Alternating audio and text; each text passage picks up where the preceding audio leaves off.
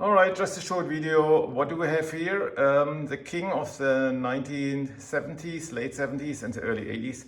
The NIKON F2 up to 1977 and the way more sophisticated CONTAX RTS II, in this case full electronic control Titan shutter with quartz control, whereas the Nikon is fully mechanical. Has both its advantages for me.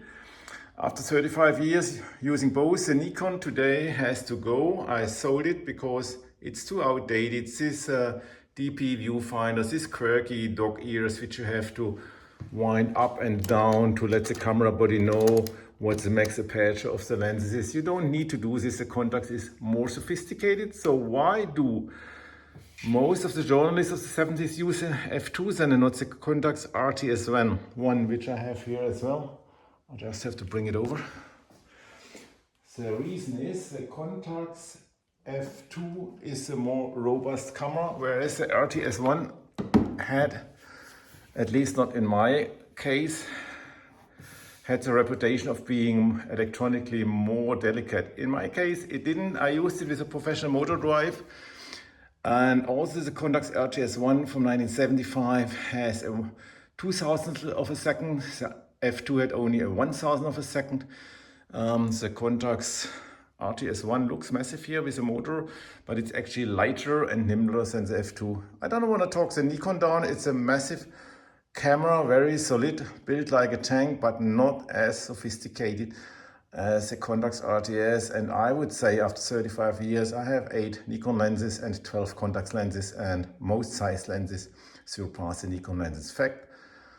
And also they are basically the inventors of this sonar, because Dr. Ludwig Bertele, German optic calculator designer with ZEISS icon in the 1930s, calculated the most famous sonar principles, and which later on Nikon took over after all the patents after Second World War have been declared void. But anyway, Nikon was a good camera. I used it for decades, but it's definitely surpassed by the, in my eyes, better and more capable CONTAX RTS with a better lens ranges.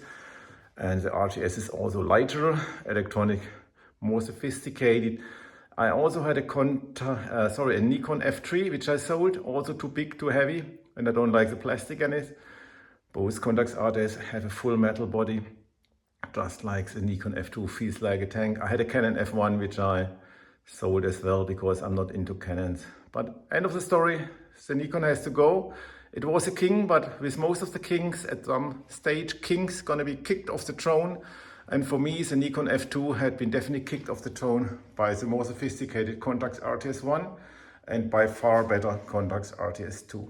That's just my view, and I'm allowed to have some judgment here because I used 35 years, both of them, but I'm more happy and better results I can make with the CONTAX RTS, especially as I use this RTS II also on the South Pole, where with very low temperatures around minus 25 degrees, the Nikon F2 failed, the mechanical shutter overexposed was slowing down, whereas the electronic controlled Titan quartz controlled shutter of the RTS II produced excellent results. I might load some up.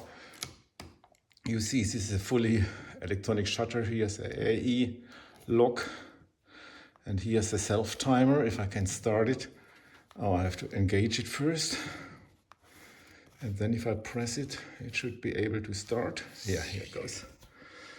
That's my farewell to the comparison Nikon F2 versus CONTAX RTS II. And the winner is the CONTAX RTS II in my eyes. Bye-bye.